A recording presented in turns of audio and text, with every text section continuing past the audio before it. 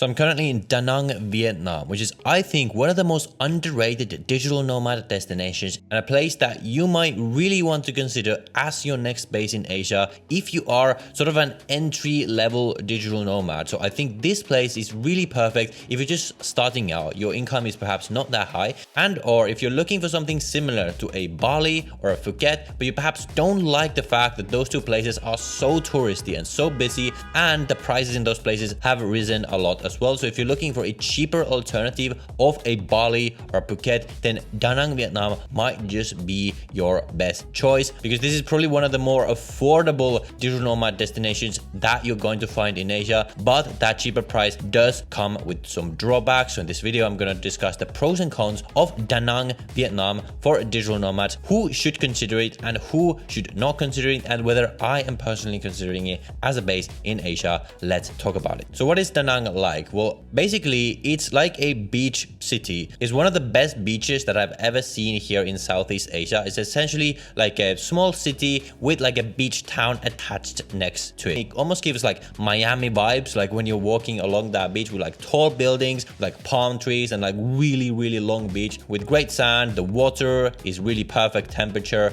and the place itself has tons of great food options. It's not super crowded, which I really like, and this is one of the things that I really like about this place compared to a Bali, for example, is that you can actually get around and not be stuck in traffic for like hours. If you've seen my Bali video, you'll know that that's one of the biggest gripes I have with Bali. Vietnamese food is sort of like Thai food, except healthier, like just a less greasy and a less intense version of Thai food. I could literally eat banh mi and drink Vietnamese coffee all day, every day. But the drawback in this place is that as much as all the Vietnamese stuff, like the local culture here is really amazing, what it is really lacking compared to a Bali, for example, is that international food scene, for example, the tourist infrastructure. And this is where we get to the sort of drawbacks of what Vietnam is perhaps still missing. It is really great and offers perhaps 80% of what a Bali could offer, but it is still missing a few of those pieces. And it is noticeably less developed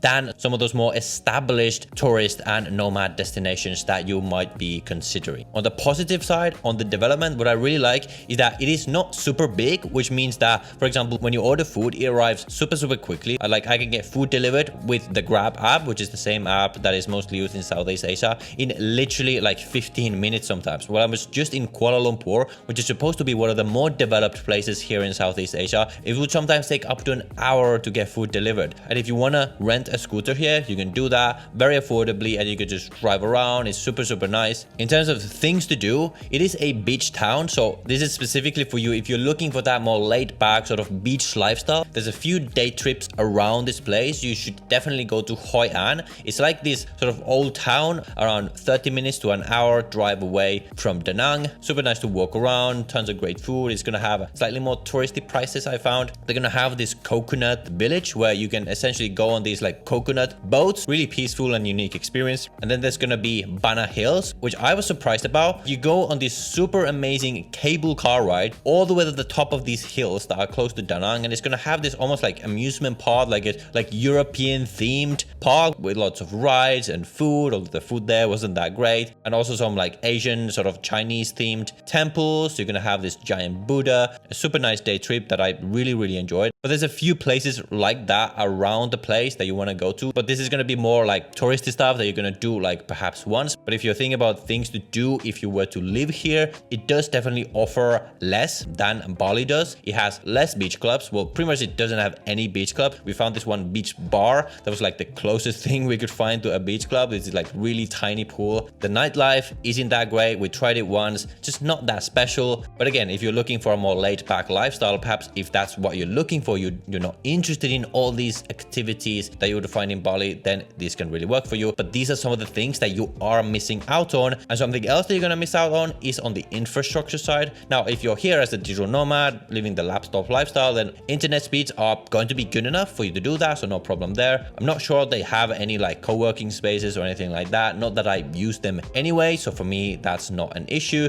But there's a few things on infrastructure that are really kind of deal breakers for me. For example, air conditioning at gyms. Like none of the gyms I found here had air conditioning. Maybe I was just unlucky, but considering I train every single day, like it's just just quite unpleasant to go to the gym and not have aircon. I can do that for a little while, but as a longer term base, perhaps not something I'm looking for. But also a lot of restaurants, they're not going to have air conditioning, or it's not going to be very good. And when you consider that this place is actually very hot, that's one of the other cons. Now Bali's hot, but this is like on a next level hot, like it's getting to like 35 degrees almost every single day. Now we are here in the hotter season, so if you come in the cooler season, then maybe it's not as bad, but it is like very hot here. Like it was almost unbearably hot. Like I'm someone who can deal with heat quite well. I don't mind hot places, but it is very hot here. Another thing that I very much dislike about Bali is that the roads there are pretty terrible, pretty dangerous even to drive on them if you're not experienced, and even if you are experienced, to be fair. So here the roads were actually very good and very nice to drive along, no complaints there. But talking about cost, in short, it is very cheap here. It's gonna be one of the cheaper places that you're gonna go to. Very good value for money, and this is why in general I think Da Nang is very well suited if you are on a lower income, where you only just perhaps started out as a digital nomad, you're not making that much money yet, and you really want to squeeze every dollar for as much value as possible. But even when you start making perhaps $3,000, especially $4,000 or $5,000 a month, then something like a Bali, Phuket is probably going to be a kind of an upgrade that you are going to want to make. You are definitely going to get much more value for your money at those income levels. But just to give you some idea, for this Airbnb, I paid $27 a night, which is just crazy low. On average, rents here are going to be less than half than they are in Bali. An average meal is perhaps like 100k dong in like a local place, perhaps up to 150k, 200k in like a nicer place, or if you're going to one of the beach cafes, which I thought were quite overpriced, by the way. It's nice to sit there, look at sunsets, but the food there was pretty terrible. And again, almost all international food I've had here is not that great. That is like, especially these beachy places. First of all, the service isn't that good. The English ability in a lot of those places isn't that good, and you're going to be paying a lot more for those. So if you're staying here, I would recommend mainly eating Vietnamese food, because the Vietnamese food here is really great, really cheap, and especially all of the banh mi. You can get banh mi like a full meal for like 50k. Coffee is usually going to cost around 50k, 60k if you're going for like a coconut coffee or something like that. And for a more simpler Vietnamese coffee with some milk, you can get as low as 20k or 30k. So really affordable. And in nicer places, we spend around 900k for two people in this Korean barbecue place. I've spent around 600k for a steak. So just to give you an idea. In terms of visas, now, unfortunately, one thing that is gonna make Vietnam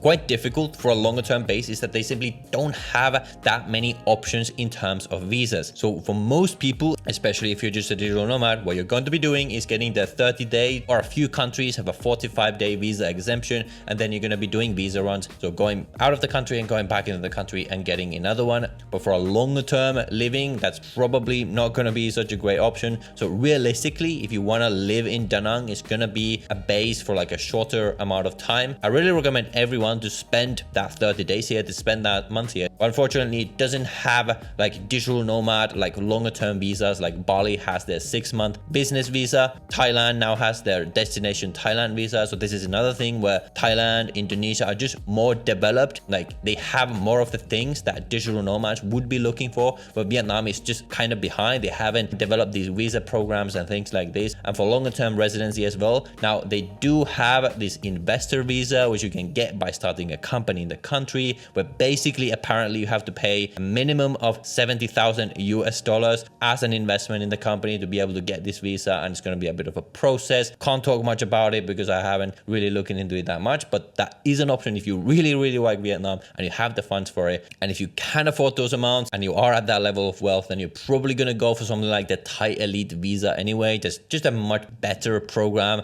gets you access to a much more developed country with much more infrastructure, things like this. So as a conclusion, it's a great place to visit. I really loved my time here, but it is just not quite developed enough for me to consider this as a base. Now, I will certainly keep coming back, but for a longer term base for this sort of beach lifestyle, I would certainly be more looking into a Bali, which I'm actually going back to next to check it out a bit more. But this was my experience here in Da Nang. If you want to hear my experience in Bali, then I made a video about it right here that you can watch. So watch that video next. I'll see you in the next one.